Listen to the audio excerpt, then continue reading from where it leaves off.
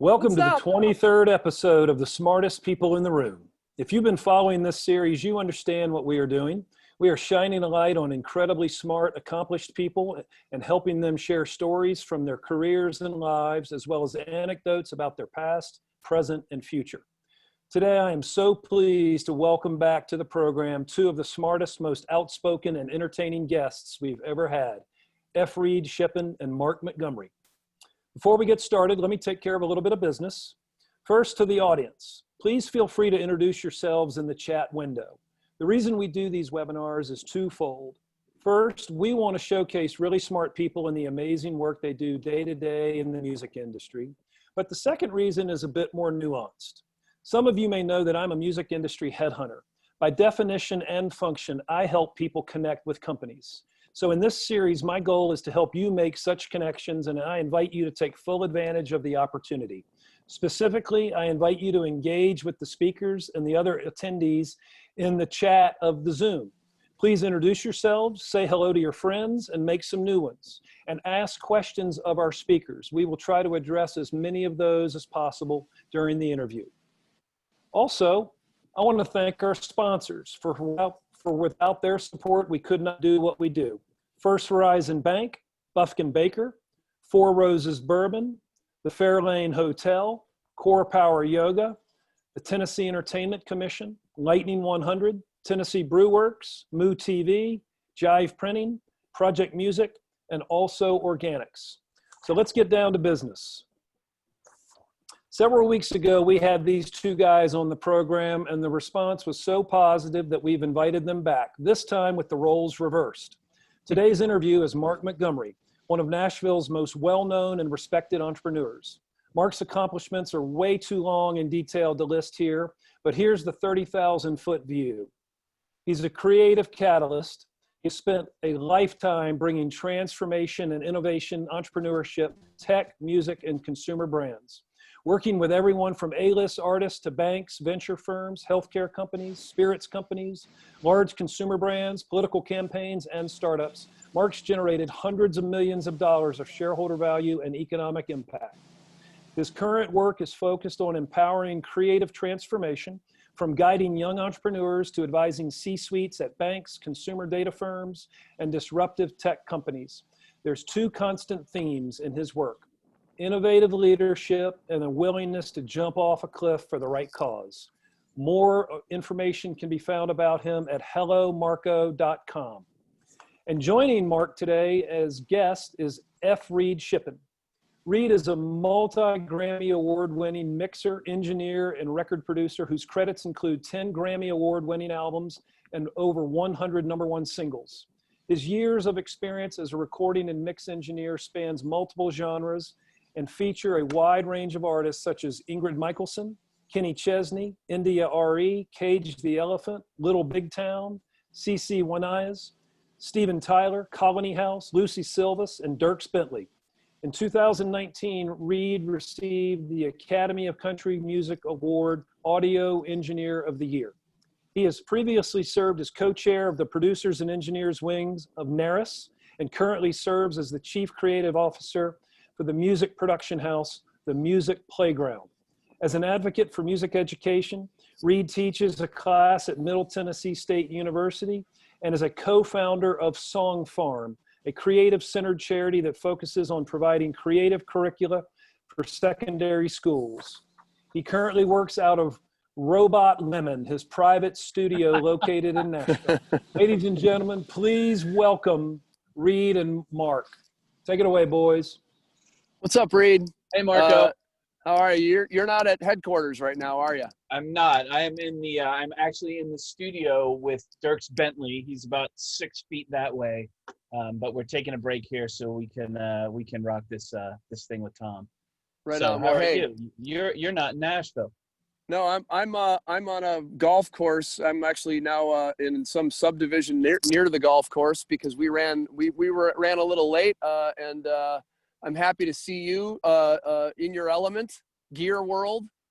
How do you want to start? Where do you want to start today? Do you want to start with the Kanye addendums? Do you want to start with where do you want to what roads do you want to run down today? Well, every time Tom reads that bio, he reminds me that I need to update it.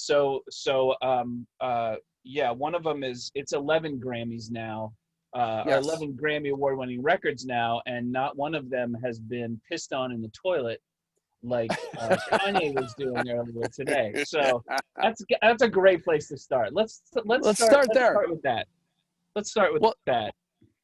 So I was once told by a very smart man in the music business that the thing about working with artists that's always very risky is, unlike on a normal spreadsheet, they talk back.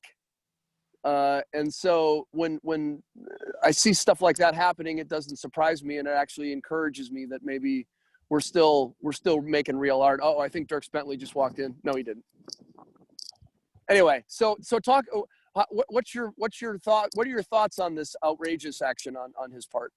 I mean, I think it's attention grabbing, and I think we could probably have a conversation that may or may not be productive about the fact that an award that's given to you by a council of your peers is not necessarily something that you want to piss on. But I think the point that he's trying to make is that a lot of the business terms that artists find themselves saddled with right now are an anachronism, and he wants to change that.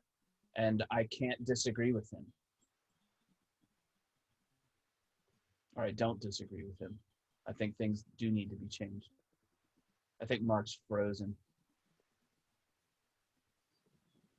And so one of the things that I think, frozen? Yeah, you having a Zoom freeze? Yeah. Zoom freeze. How's that? Can you hear me at least? I can hear you. Okay. So on that line, what's the balance between the dollars that support the art and the art, right? Because as an investor, you've got there's a certain amount of risk you're taking. In your case, you're one of your areas of investing is in restaurants, right? Which is in another way you're investing in a chef, another kind of artist. Yeah, and that's kind of high risk too. Yeah. So is there some what's the balance between the level of risk and the kind of business that we're playing in? Well, that's a good question, and I feel like we're all missing something, because if I'm a successful artist, instead of going to a record label for an 80% loan, I kind of want to go to a bank for a 20% loan or a 10% loan. Money's cheap right now on a real estate front, on a business front. There's a lot of amazing banks like Studio Bank that'll work with you on stuff, and part of me wonders, why would an artist re-up a project, or a contract where they're basically getting 15 points on the deal, Right. That doesn't make sense to me unless there's something that I'm missing. I mean, and obviously there's risk capital there, but that's a pretty big upside.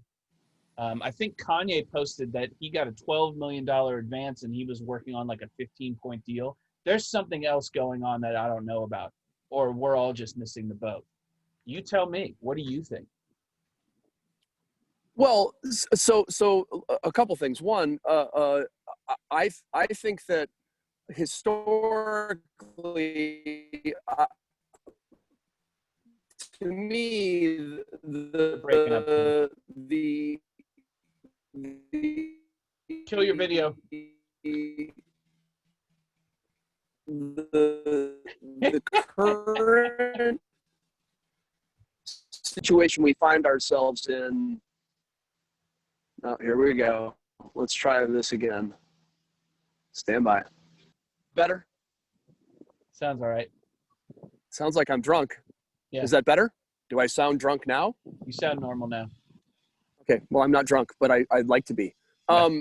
So to me, what I view the record companies as venture capitalists.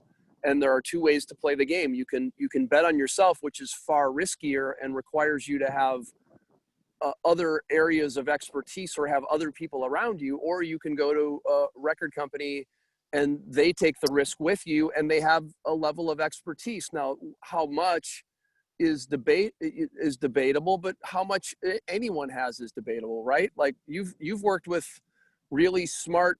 I mean, you're working with one today. Dirks Bentley is a very savvy businessman and also a very good artist, writer, player. You know, he Yeah. is all the things.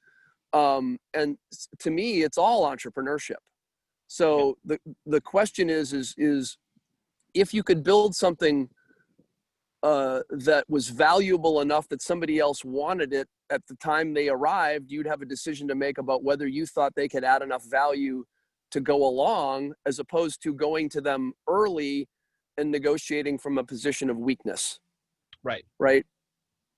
Well, And you work with both sides. You've worked with people with both ends of that. Ingrid is a great example, right? Of someone who's called their own shots. pretty much. Yeah. And as we watch everything continue to shift, where terrestrial radio becomes less and less of a precursor or a requirement for success, I think more and more people are going to start questioning. Well, I mean, the best way to put it is what they want to invest in, because artists signing a record deal is investing in a label as much as the label's investing in the artist. You know, I think the metric's going to change. I'm curious to see how that plays out. I hope that our mutual friend figures out a way to get the attribution and the money flowing as directly as possible, and we'll see how that changes the way we look at all of this. Right. Well, so let's talk about that for a minute, because I know you have strong feelings on that. So as you look at the evolution of the payment streams, and you look at the efforts of all the parties who are trying to in quotations get it right, what do you see areas of the supply chain that we're allowing to maintain themselves because of the status quo? And how do you see that changing over time? I mean, I think humans in general, and the music business in particular, is very much of the mindset that, quote, we've always done it this way, end quote. I actually noticed when Kanye posted his pages, there was an attorney that was saying, well, this is a pretty typical deal. And I think that's case in point right there. Just because it's typical doesn't mean it's good or smart. Also, I think things are changing. I'm a part of a startup right now called Front Row that's doing large virtual concert events, and you can basically, with the technology that we have right now, you can sit in your living room, be at the front row of a Kenny Chesney show, and he can talk to you and pull you out and interact with you, and we've actually got biometric data that shows that it feels like being at a stadium concert for both the person that's experiencing it and the artist. And the artist can run that show from a soundstage in Nashville or LA or wherever, and they can make $2 to $4 million playing to 20 to 50,000 people of fans, with a much expanded menu of all kinds of cool things before the show, after the show, VIP, all of that. A full concert, absolutely live with fan interaction, and then they can be home, for dinner afterwards. Right. And they can reach 7 billion people on the planet instead of the 100 million people that they can reach, or maybe was it like 60 million people that you can reach on tour in the continental US? So that right there changes everything. So talk about that for a minute. Talk about your process there. How did that idea, where did that come from? Obviously, out of all this chaos, there are going to be winners and losers. And what it sounds like you're thinking about is where to be winning. And so talk about, how did this come up, and where are you in your process, and what's next? Well, the idea came from my co-founder Shayna, and she attended a Tony Robbins event, his first virtual event, and walked away from it going, "Holy shit, that absolutely felt like I was there. This is a paradigm shift." Meanwhile, as you can see, I mean, we're working on Dirks right now. John Osborne from Brothers Osborne is playing guitar. They're all sitting there talking like, we can't tour. We're not making any money. And they're great guys, and they're paying their staff, and they're keeping everybody on salary and doing all that stuff, but it's hurting. So that disruption is forcing a way to look differently. And when Shayna went and did this thing and came back and said, we can do this from a stage using the tech that we've developed. People will have personal connections and they can be at that show. We were just like, okay, well, this is a no-brainer, right? So we're running down that road as fast as we can. It's a lot of work. It's a big build, but also it's a really big payoff. And once the artists get back on the road, which is going to happen, hopefully we won't be in a pandemic forever. Once the artists get back on the road, they can still walk into a front row stage and connect to people in Australia or New Zealand or Eastern Europe or China or Russia or whatever. And it doesn't have to be music. It can be any kind of event, but obviously music is where we all connect. So music is where we're starting. But it's really crazy when you think about it at scale. And so is there intellectual property that is being generated as part of the business model, or are you using existing IP? And how are you thinking about the next 90 days as it sounds like you're getting ready to raise some money? Yeah. We're in the middle of preparing to go in and raise money and initiate some strategic partnerships. We need to hit our tipping point and then we're off to the races. And so what's on your list? What are you creating to have those conversations over this next 90 days? A deck and a pro forma and and just the basics. The thing that we're starting to realize is I don't like showbiz. My reality distortion field is pretty down to earth. So when I take conservative numbers, I like to cut those in half and then cut those in half, and if it's still working, then it's a good idea. And the numbers that we're coming up with are pretty impressive on both sides of the equation, and it lets us let the artist keep a vast majority of the income, which I like. So we'll see. I'm going to run it by you here in a minute, and we'll see what you think about it. But I'm pretty excited about the concept. So I think from an investment perspective, we probably talked about this last time on the other side of the as we've gone back and forth. But when you think about what are everybody in terms of investing, there's always this question. Well, what's your thesis? How do you approach this? And it's a really simple equation. There are 4 big buckets of value creation in this. It's timing, team, plan, and financing, right? And if those 4 make up the 100%, what are the most important in rank order and by what percentage? And the answer is simple. It's timing and team, and it's about 75% of the deal, right? Yep. Your plan will be wrong and probably in the wrong direction, and as long as your money is good, you're fine, right? So meaning don't take the wrong kind of money. We've all seen how those deals end. Absolutely. Yeah. And so as you think about that, you feel the timing clearly is good, right? Yep. And a lot of people trying to figure this out. So talk about the team a little bit and what's driving you to pick this as something to spend your time on. Well, I'm really excited about the team because we've got a very diverse group of individuals with a bunch of diverse skills. All right. So, I've been doing music for a long time. Everybody knows that.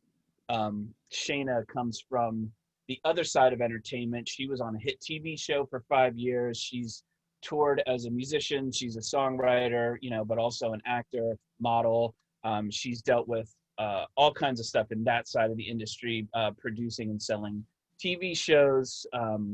And then we pulled in a gentleman who is an MBA and a numbers wizard that also happens to work with some tech startups and has full technology background. And then I'm for the remainder of the crew, I'm pulling in the guys that I know and trust to deal with audio and to deal with video and to deal with lighting design, and guys that have worked with. The resumes are insane. It's Beyonce and Bruno Mars and Kenny Chesney and all kinds of great people. So the team is super solid and completely able to execute.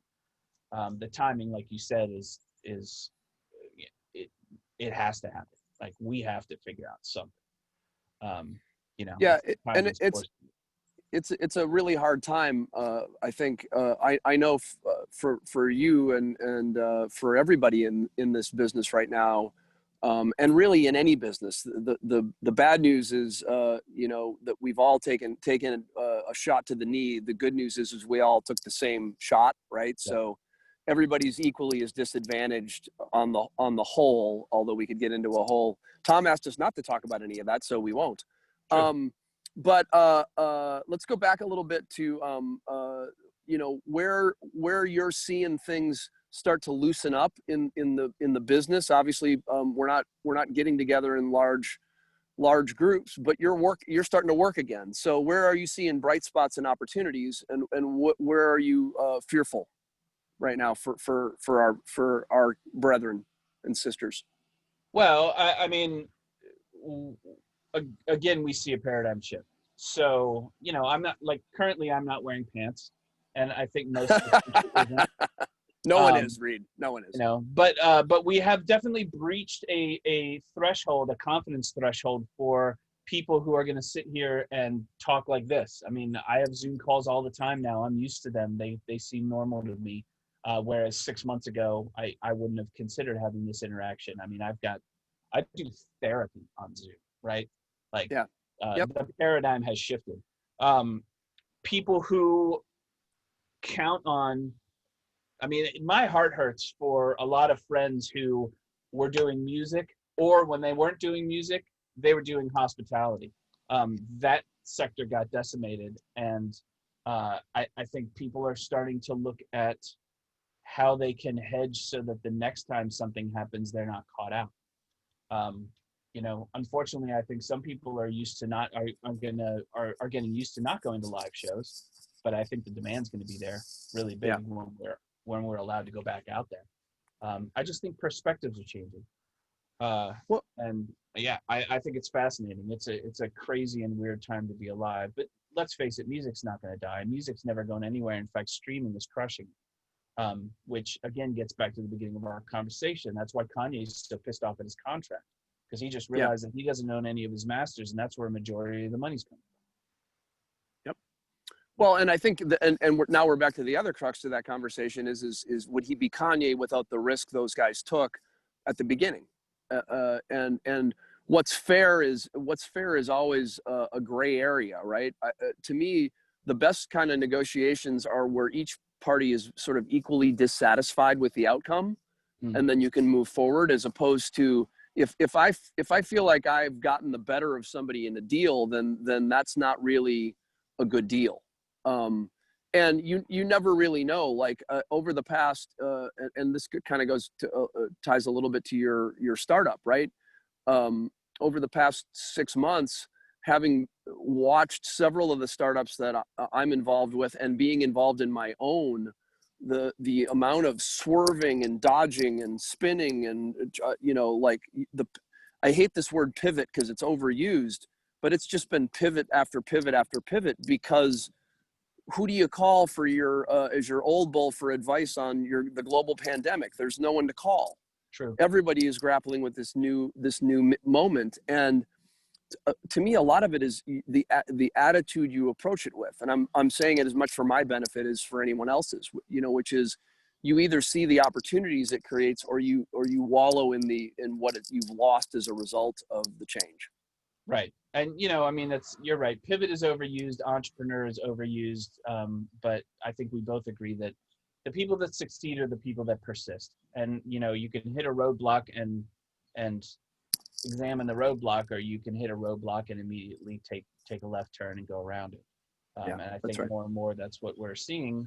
I think the music industry is going to have an insane challenge, because there are generations of institutional memory that say, oh, you can't do that, or you have to do this, or you need to do that. I think we're going to see this whole thing change in the next 10 years. And what do you, as you look towards that, what do you see the difference being? Music like water, I think, is inevitable. It is ridiculous that people are still dealing with DCMA takedowns on videos because somebody's using a song. Just pay them. The revenue's there. It just needs to be paid. It needs to be paid instantly, and it needs to be paid transparently. And I think that's one of the biggest hangups right now. The music industry is starting to realize that digital streaming, digital distribution is 100% transparent. There's never a chance where somebody can say, well, we're not really sure what the numbers are. We know exactly what every single number is. We know who's listening, when, where, why, what they like, what their friends like, how long they're listening, the whole 9 yards. That kind of information is scary to people who make money or even just make carry off of uncertainty.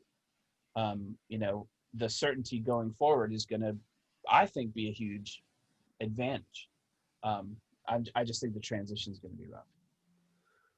Well, and when you talk about that, you brought something up that I want to touch on, and the name of the film is escaping me. It's on Netflix now. It's not The Social Distortion. It's a film about privacy and about what's happening to the technology stacks. Social Dilemma. The Social Dilemma. Have you seen it yet? No.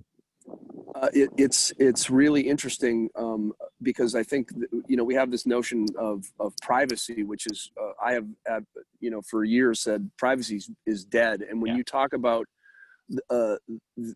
this idea that it's very easy to understand who's doing what and why, that's a total understatement, and it does underscore this idea that we should very easily be able to pay people for usage directly.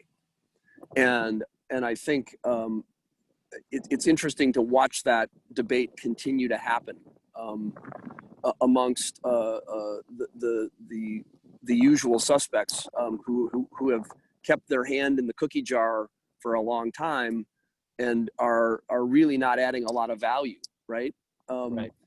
And this goes back to it's kind of in a way goes back to Kanye. It's like, to me, if you add value if you're working with someone in an environment where your job is to empower their creativity, and you're doing something that directly affects that, or have done things that have indirectly over time amounted to that creativity being monetized, that's where you should be paid. You should be part of that equation. People who take those kinds of risks should be compensated for the risk. But then when you get into areas where it's like, okay, so why does that person get 4 cents? Or when you look at packaging deductions, or when you look at this goes back to standard deal, but at the core is that part of the problem. No, we're starting to lose you. Yeah, I mean, it's part of the problem. Oh, bigger. Boy. I think we lost Mark. What are we now? Are you there? Yeah, I'm here. The thing that people are still struggling to accept is the fact that, like, if you're not paying for the product, you're the product. And everybody got really used to all of this free stuff, and everybody stopped thinking about who's generating what. And then you overlap that with the old paradigm of how things are made and how things are compensated and how things are contracted. And we basically just have a huge collision, especially in the music industry. The way it's set up is not the way it's working. And a lot of people, I think, are getting damaged from that. And Kanye just figured out that sucks, and that he should probably be making a lot more money than he's making, although methinks he does protest too much. Yeah, I would agree. That being said, I mean, he's worked long and hard, and he's had a couple of lucky breaks, and not everybody is in his shoes, but that's actually even a better argument to reform this, because the people who are making hundreds of millions of dollars a year, this really doesn't hurt them as much as the people who are making 50 grand a year. So and then the other thing we have to deal with, and this kind of sucks, is that the era of the rock star may be coming to a close, and we're back to the era of the minstrel. Really, you think that that is that's a real possibility? Well, I mean, I think there's a dividing line between art and entertainment, and art may regress as entertainment, stays where it is. But there's always going to be spectacle, and there's always going to be people that pay for spectacle. Well, yeah, we as creatures like to gather, right? I mean that there's something innate and tribal in putting everyone into a similar physical space. But yeah, and I think the other thing that's happened is that for example, I think house concerts, which used to be sort of, well, I do house concerts, but it's kind of embarrassing, has turned into something that is real and is actually been kind of a nice byproduct of this pandemic. Is that people are doing smaller, intimate shows, and it's kind of returning music, kind of to your point, away from this rock star thing and more of a direct connection. Yeah, and I think it's great because I mean, I think that you can actually make a living doing music inside of a very small niche, and that is good news for people who are equipped and have the mindset to actually make that happen. It's funny, Michelle just said Kanye's on a mission Yeah. from God, and the micro pennies aren't his end game. He wants the masters. Well, the micro pennies, honestly, they are the end game because if what's the old adage? Like pay attention to the pennies and the dollars take care of themselves. Of course, he wants his masters. Why wouldn't he want his masters? But he signed a contract to not have his masters, and now he's reconsidering that. You do kind of have to stick with the thing that you agreed to. Well, and yeah, and it's going to be difficult to get anyone to basically change their mind, right? Like the business model is the business model, and they have a contract that says they own it, and the chances of them giving it back are very low, would be my guess. They are, but the beauty is at the end of the day, all of the power rests with the artist because Universal can't make any money off Kanye West if Kanye West doesn't record anything for Universal. Period. End of sentence. Mm-hmm. Yep, that's right. So well, so go ahead. Do you think that would you advocate? Let's talk specifically about him. There's a guy who could take the risk on himself and doesn't really need any help. So why doesn't he do it? I don't know. Maybe he will. Or maybe he's just like barking into the night. I have no idea. Well, I think if you think about the risk that you take and the potential reward, and I think that's kind of your point, right? That's where it's like your venture. If you don't create something that you then take from the napkin, whether that's a song or this business idea, or fill in the blank, and manifest it, and then grow it into something valuable. That's the game. It doesn't matter whether you're writing a song or starting your company, right? All the same stuff. Yeah, that's true. But I mean, we have another problem in music, which is signal to noise ratio, or I should say noise to signal ratio. I'm not meaning there's too many people making music. Yeah, I mean, everybody's making music, and you don't necessarily have to be talented to make it anymore, which is another paradigm shift. I think that'll sort itself out eventually, but right now it's an unholy mess. Yeah, well, it's interesting because in our case at home, we've got a 9-year-old who has access to tools that when I was 9 years old, we would dream of, right? Yeah. We were running, well, not when I was 9, but you remember the Fostex 4-track tape recorder, like all of that shit. And now at her fingertips, she's got a 24-track digital experience. And what will the art of the future look like compared to the art of the past? It'll definitely be accelerated. It'll definitely be peer driven. I mean, there's never been a more easy time to get feedback on the stuff that you're working on or to collaborate than there is right now. And we barely scratched the surface. Once Google Translate gets transparent, you and I will be able to work with people in India and there won't be a language barrier, which is really going to be incredible. Right. Also with China. I mean, we can have this conversation right now, except you'd be hearing Mandarin, and and I'd be hearing English. That's going to drop an incredible amount of barriers, and I think that's going to be absolutely amazing. So you as a broad stroke think the ongoing progression of technology is actually good for the species. Well, I think it's inevitable whether it's good for the species or not. I mean, you could argue that the progression of technology is giving us this pandemic, and that technology is air travel mainly. And that's nothing.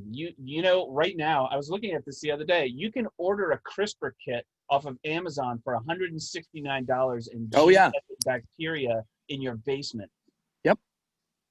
So that Pandora's box is completely open, and God knows where we're going with all of that. It may make us talking about who's making money in the music industry quaint.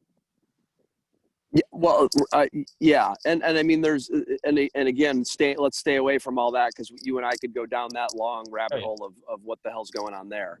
Well, let me address. Hey, let's talk to something Tom just brought up. So first of all, Michelle said the tech bros financed with private equity, crazy money is the real problem. Leave us alone, and art and artists will do just fine. Yeah, I don't know. That's tough to argue. It's not like. I don't understand, honestly, why. I mean, I know why Spotify exists. I know what it's created for. I know it's not a long-term play. I don't understand why it got so popular, because as far as I could tell, Spotify was basically just the older version of iTunes. But what Glenn Booth asked is like, why would any established artist re-up their label deal? That is a really good question. And I think it's because in general, artists are risk adverse, and it feels good to have people say, hey, I know what I'm doing. I'll help you out. I'll tell you. Artists are entrepreneurial on a creative side and not entrepreneurial on a lot of other sides.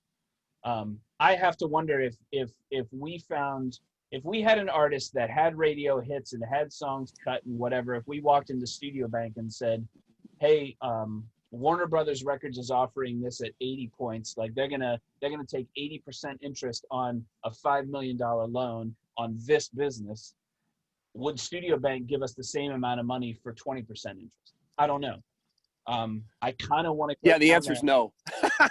Yeah. So here's the question. No offense to if there's any Studio Bank representatives. That's a far too risky a loan, right? I mean, yeah. Is it? Yeah, I think the answer is no. I think it's a no. Notice I said established, not brand new. I said someone who's actually got some stuff going. Well, if you brought an established artist in with Yeah, a perfect example is, I mean, we can go back to Kanye. No, you're right. If you Why is he re-upping a deal? Why would he re-sign a deal for a $12 million advance? That's ludicrous. That makes no sense. Someone's benefiting somewhere, and someone's not paying attention.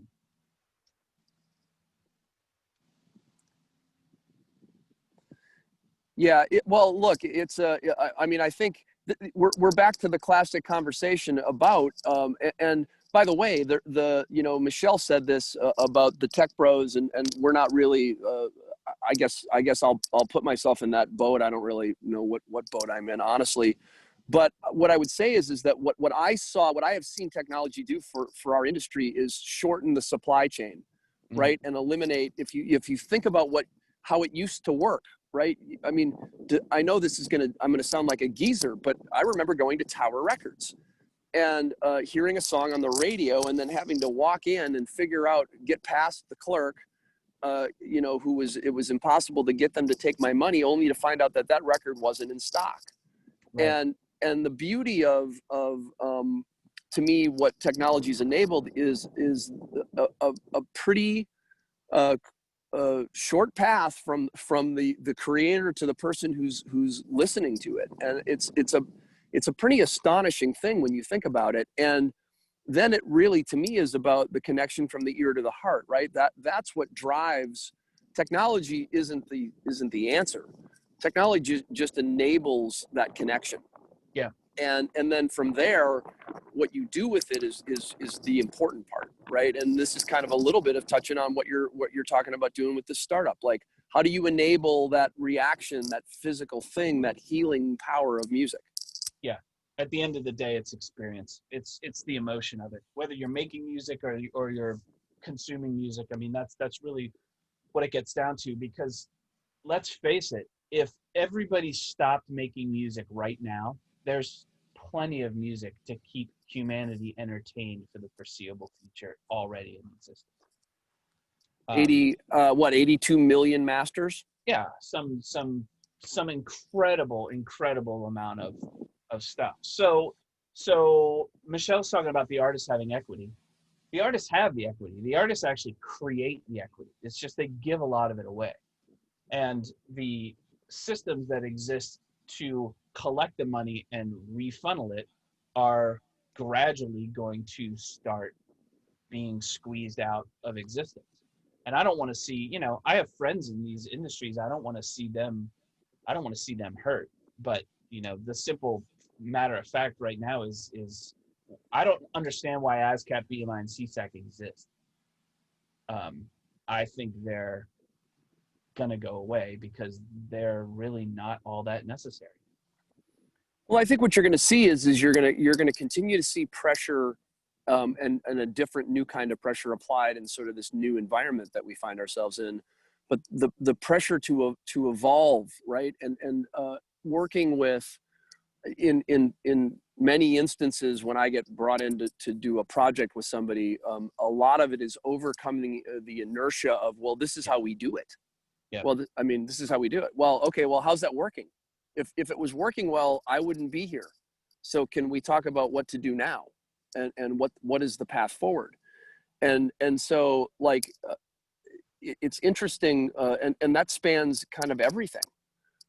When I was really active in education reform a couple of years ago, and I want to talk a little bit about this with you, because we found there's some interesting stuff brewing now with COVID.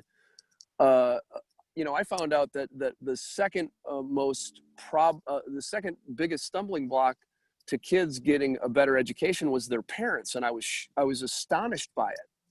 But it's real, and so as you think about where this new post-pandemic education system sits, let's jump to that piece of your passion for a minute, right? Song Farm, the stuff we've done historically together with MTSU.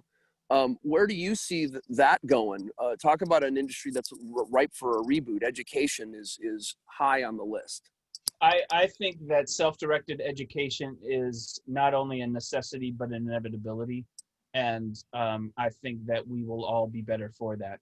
And I guess I can just speak to America because we're in America. I mean, one of the reasons why America is suffering, and I think there's a very real suffering in this country, even if you just want to run the data on like who's number one, because everybody says America's number one, but guess what? In almost every metric, we're not. And the reason why people aren't, why America isn't number one, is because we're not paying any attention to our education system. The move from mass public education to self-directed education that's enabled with technology is going to allow kids to work at their own pace and allow the kids that need more help to get more help and get it concentrated, the kids that need less help to move on with less help. And I think it's going to be way more dynamic and yield much better results. So there's another problem with inertia. What's that? Well, just the education system as a whole. You have to do this, you have to do it like that. It's crazy. I send my kids to public school and they've done really well, but I guarantee you the sum total of actual learning in a 6 or 8 hour day of public school is somewhere between 45 and 75 minutes sum total. Mm-hmm. Why are they spending 6 hours for 75 minutes of education? That seems like a colossal waste of time. Well, and we just saw this here last week. It was we were talking about it in another discussion about Google's new program for $49 a month, basically offer a college degree in a very short time frame with a job guaranteed at the end. Yeah. You want to talk about a level of disruption? The question then becomes to me: are those people being educated as whole people, or are they being educated through a corporate system that produces a better worker as opposed to a thoughtful human? Yeah. Again, I think we're in the middle of a flux. Ray Diallo wrote or Ray Diallo, is it Dahlia? Diallo. Yeah. Dalio, I think. He wrote a really interesting paper that he put on LinkedIn last year about remaking capitalism. And he spoke very specifically he ran data on all of this stuff and said, the way this works, I mean, the most profitable countries and the people that have the highest standard of living and are the most productive are the people that take care of healthcare and education. Because a healthy populated with an education, a healthy populace with a good education benefits everybody, financially, socially, like the whole 9 yards. Mm-hmm. And the data is clear on this. You can run the models. It's pretty incredible. And currently, I think the United States is running it like number 13, which is crazy when you think about it. You mean in terms of where we rank globally in education? Yeah, where we rank globally in a combination of education, quality of life, innovation, stuff like that. I mean, it's we're about to turn the corner where China is the world superpower, and by the numbers, India is probably not too much farther behind. And I don't know what happens if we continue on this whole thing, which is, like anti-science, anti-healthcare, all of that. And I know, Tom, we said we weren't going to go political, so I'll skip all of that. But yeah, I was going to say, I think I need to be the good moderator here and pull you back from the precipice of that. So talk about a little bit about what you're excited about going forward. Like, what's got you? You've got your startup you're working on. You're obviously working with artists like Dirks, which I'm sure is amazing. What else has got you charged up? What are you excited about? Well, I mean, if I'm being completely honest with everybody, I'm more scared than excited. Like, this is a really interesting time of change, and it's scary and it's daunting. I mean, the exciting thing is that there's a lot of opportunities and a lot of new things to learn, but there's a lot of uncertainty.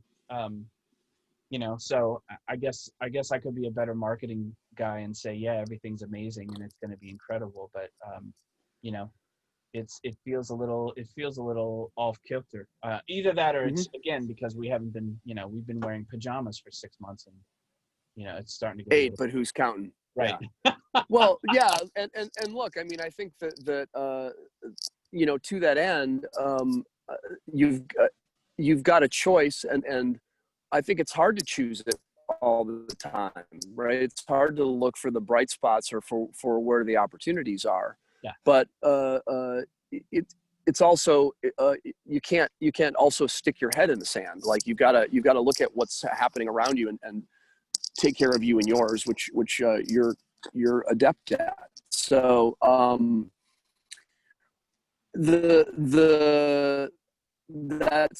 that scariness.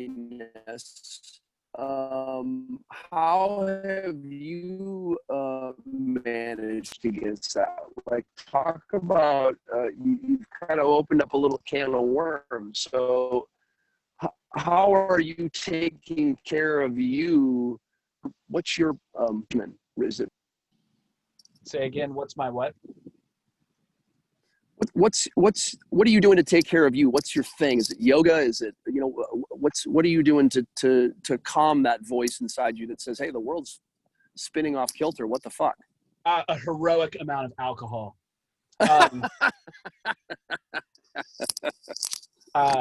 I'm only half kidding. So I am, I'm concentrating. I'm concentrating a lot. Honestly, the thing that's keeping me together is being able to talk to some really close friends like you and CMAC and a couple of other people, which are few and far between. I'm concentrating on daily meditation and affirmation. I'm concentrating on exercise every day. You know, and just trying to do some mind workouts like what we're doing right here, like talking about new stuff and you know, where things are going. I mean, I think it's fascinating how many possibilities are open right Now you're also, I know this because you're constantly sending me recs. What are you reading right now? What are the couple things that are on your stand right now for a reading perspective? I'm actually, this was recommended by a friend of mine. I'm reading a book called Popsky's Private Army, which is about the creation of what I think, I'm only halfway through it, but what I think is going to end up being the large mercenary population that's kind of fighting wars for us right now, and how they came out of World War II in North Africa, which I thought was fascinating. I'm also reading, I'm rereading Atomic Habits because I think that book will change your life. Even though I struggle to put some of the stuff into effect, which is why I'm rereading it. I'm an iterative learner. I have to read something a couple times before I grasp it. Ray Dalio's Principles is truly amazing, and he keeps going. Like he is an incredible guy to read because he thinks into the future by looking at the trends of the past in a way that is so focused that I mean, you know, he's really making good calls. Obviously, he runs a massive hedge fund, and he has done so successfully for a really long time.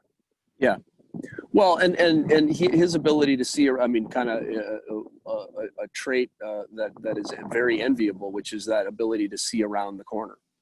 And in this case, you know, this is a little bit a bigger curveball than anyone has seen for quite a while. So it does make for unsettling moments, for sure. Right. So we've been yapping, and are there any questions, Tom, that have we've got a couple minutes left that had got thrown out into the chat that we missed? Hey, Steve in Seattle, I miss you too, man. By the way, good to see you. Well, I wanted to say thanks to Phil Schmerling and the guys at Studio Bank have been an amazing resource of wisdom and also help with a couple of projects that we've been doing. And thanks, Phil, for talking about what banks are. You know, he said banks are conservative, but mostly offering commoditized products that are fixed in purpose. There is one question that came up. I'm sorry to interrupt, Reid. Go ahead. One question that came up was interesting, and that is you guys are both technology entrepreneurs. And so the gist of the question was, what's the difference between technology IP and music masters? You think about it in your context of your world.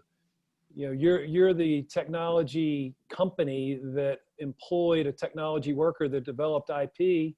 That employee was paid, yet now that employee seems to now want to own that IP. You see the parallel? Yep. An interesting question. Well, I mean, IP is IP, right? It just depends on how we treat it. Personally, all of us are generating IP right now, and we give it away. We give it away to Zoom. We give it away to Google. We give it away to Amazon. I don't see any reason why all the data that comes from me as I walk around and do life, from my Apple Watch and from my cell phone and from my Ring doorbell and from my alarm system and from my Nest thermostat, I should own that. Why don't I own that? It's mine. I'm generating it. I am IP. We're in a position where a lot of really smart people took advantage of the fact that nobody paid attention to that. And I think that's an example that spills back onto artists, like exactly what you just said. The artist created this, but they created it as a work for hire, and somebody else owns it. But at some point, let's face it, the artist agreed to do that. Okay?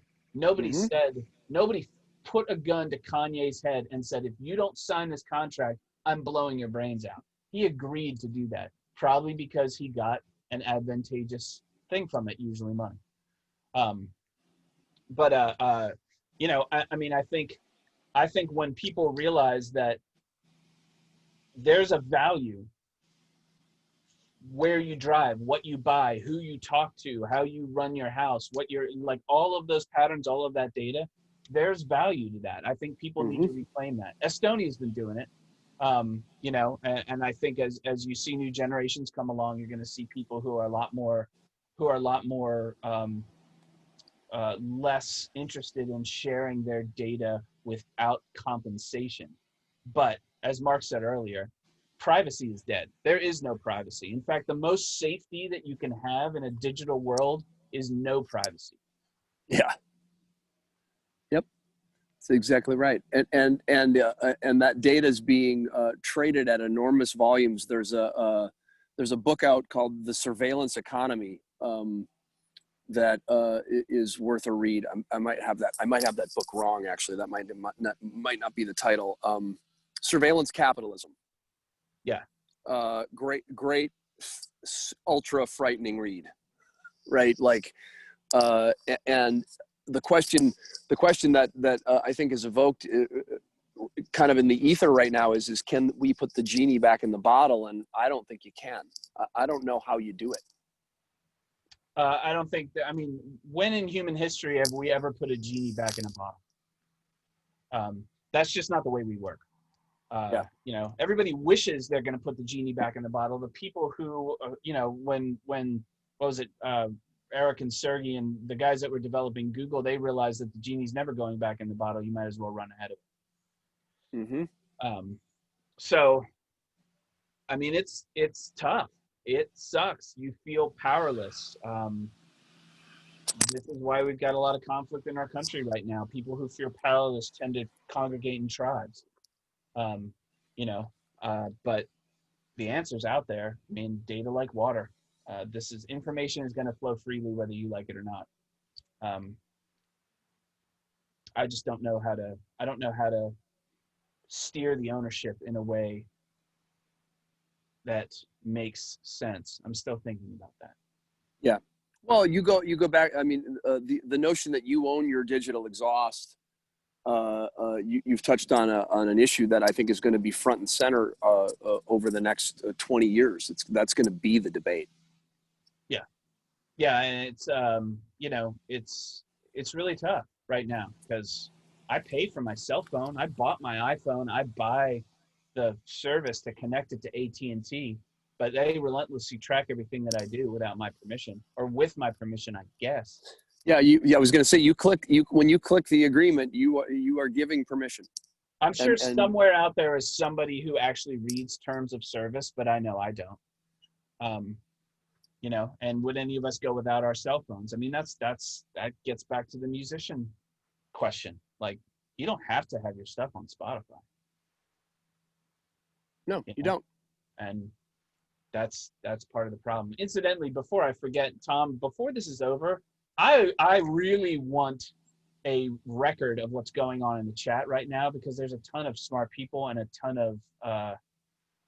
of great references that I want to dig into. I can share that with you. Flying by. I'm happy to share that with you guys. And I want to engage. I would really like to engage Michelle on this. I don't. I own my masters. Thank you. Good night. Mic drop. Michelle, I think you're super smart, and you seem like someone who would be really fun to argue with. So you don't have anything on Spotify. You don't have anything on streaming services. We should actually get her on here. Yeah. Yep. So Michelle is a friend and a very active member of this community, and I'd love to have her on a program. In fact, Reid, that may be a great partner for you in a future one. Oh, I would absolutely love to talk to her about all of this stuff. Because I think Michelle's very unique in that she straddles the line between the new economy / digital aware and the old school been there, done that of the music industry, and I think that's a really fascinating place to be. Well, I bet we can lure her into a conversation with you. And gentlemen, I regret that we are out of time. And I just want to say, on behalf of the audience, thank you. I could sit here and listen to you guys for 3 days. I feel like I'm eavesdropping on a Thank you, conversation. Tom. Thanks for hosting. Yeah, thanks for having us, Tom. This thing is super awesome.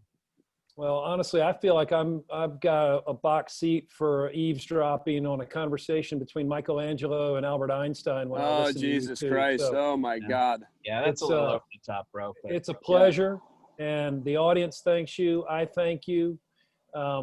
Everyone, I want to close by simply saying, be nice to one another, wear a mask, as you see Reid doing right there, back to work. and vote on November 3rd. Yes. Take care, folks. Please vote. Thanks. Guys. Bye.